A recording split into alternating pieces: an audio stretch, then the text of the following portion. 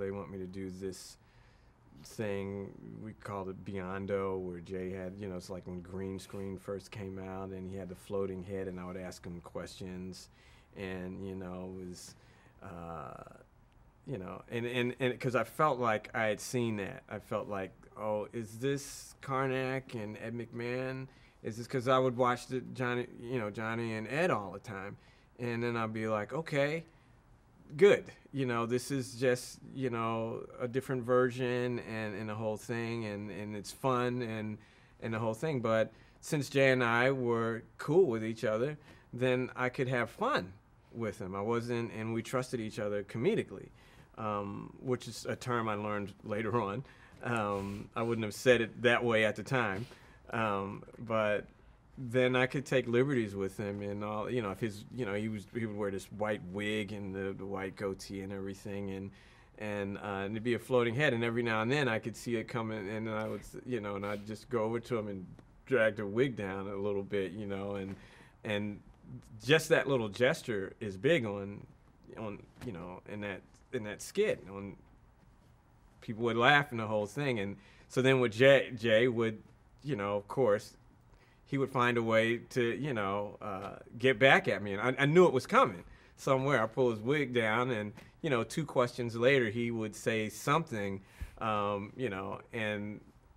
we would have this underlying thing that we'd trust each other, and we'd know that, and that would make me more comfortable. So instead of, the way of doing the bit better was how to bring out the relationship with me and Jay, no matter what the bit was. It wasn't asking the questions in a better way. It wasn't what I was going to wear, or I'm going to do this bit today. I'm going to have to come in front of the stage. What do I wear?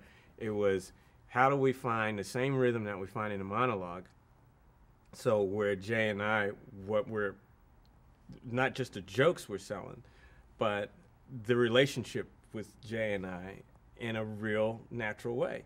So when we're doing these bits, he's got the floating head thing happening, and I'm asking the questions. How do we still see Jay and Kev through this? And that was the way I felt was making the bit better, and at the same time making the show better, because the whole time it's, we're cool together. And since we were, it wasn't anything I had to really work on. It was just finding the opportunities, okay, this one is going to get a big laugh. This question is not. So, okay, there might be a place to get in here. We'll see what he does with that. And, if the crowd doesn't laugh, then he'll say something and, and said, well, maybe if you had a blonde wig, it might, or maybe if you, Jay, that would have worked better if you had an afro or something like that. And then he would, say, so, well, you don't have much of an afro, and so then we're in it, so then it's Jay and Kev, whether it's the floating head or whether it's the monologue or whether it's us in the hallway or whether it's us in the,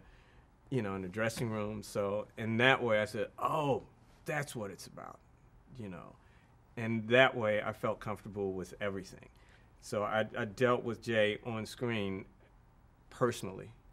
And once I understood that we had a personal relationship, it made everything, that was kind of the whole atmosphere that I saw the whole time. Is like, the only thing that could be worse is if we didn't have that, so I always looked at that. That made everything better.